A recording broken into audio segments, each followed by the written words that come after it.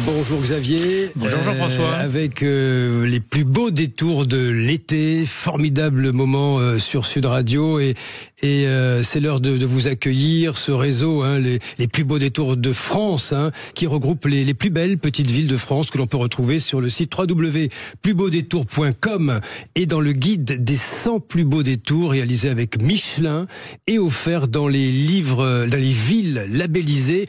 Xavier, lui, aujourd'hui, vous nous emmenez découvrir de magnifiques ponts et passerelles.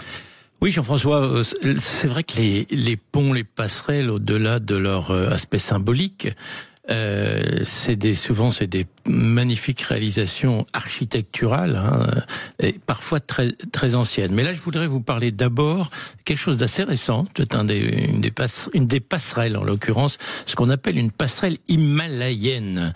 C'est assez sportif, si je puis dire. À déconseiller à ceux qui ont le vertige, mais je vous rassure, pour l'avoir expérimenté, c'est tout à fait praticable. Ça permet à Mazamet, dans le Tarn, de relier le magnifique village cathare de Haut-Poul, qui est sur le promontoire. Donc cette passerelle, d'abord c'est sympathique comme itinéraire, si je puis dire, pour remonter jusqu'à ce très beau village, et ça permet d'accéder donc à ce village, mais surtout d'avoir une magnifique vue sur la ville de Mazamet en contrebas et sur la montagne noire qui est autour. Xavier Louis, ça c'est une réalisation récente, mais il y a les plus beaux détours des ouvrages plus anciens, on va dire. Alors très anciens pour certains, je pense notamment, il y en a un qui est magnifique, c'est à Nyons dans la Drôme. On a parlé de la capitale de l'olive. Il y a un pont roman qui est vraiment, je ne sais pas si vous le connaissez, mais ça vaut plus que le coup d'œil.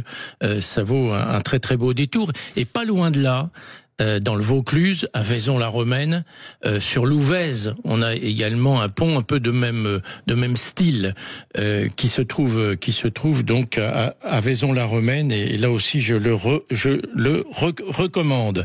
Et puis alors dans le même style, mais beaucoup plus récent, c'est relatif puisqu'il est quand même du XIIIe siècle, c'est le pont Notre-Dame à Mende, en Lozère, la préfecture de la Lozère. Le pont Notre-Dame, c'est un endroit d'abord charmant, mais c'est aussi une très très très très belle réalisation. Oui, il y a en effet de magnifiques réalisations relativement plus récentes, mais on va dire non moins remarquables. Oui, alors d'abord pas loin de Paris, dans la couronne parisienne, je pense à deux ponts que je trouve assez sympathiques et vraiment réussis.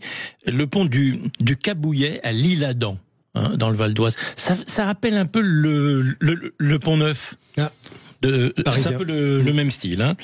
Et puis également un peu dans ce même style, un peu plus grand comme pont, à Moret-sur-Loing. Donc sur le Loing, et c'est pas un hasard d'ailleurs si ce pont a beaucoup inspiré le peintre Sisley, qui était sur place. Et puis, alors plus original parce que très rare, un pont coudé.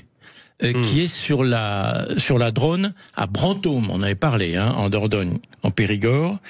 Et puis alors, un pont beaucoup plus étendu, si je puis dire, comme souvent les ponts sur la Loire, parce que c'est un pont sur la Loire, à Beaugency, dans le Loiret.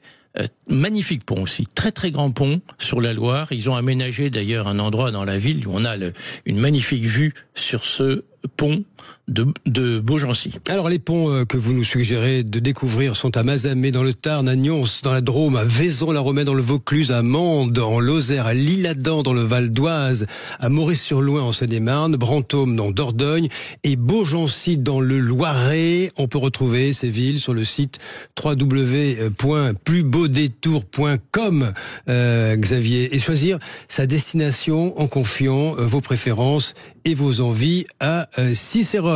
Voilà, merci Xavier, et puis à demain, à demain. pour la suite. Et là, à présent...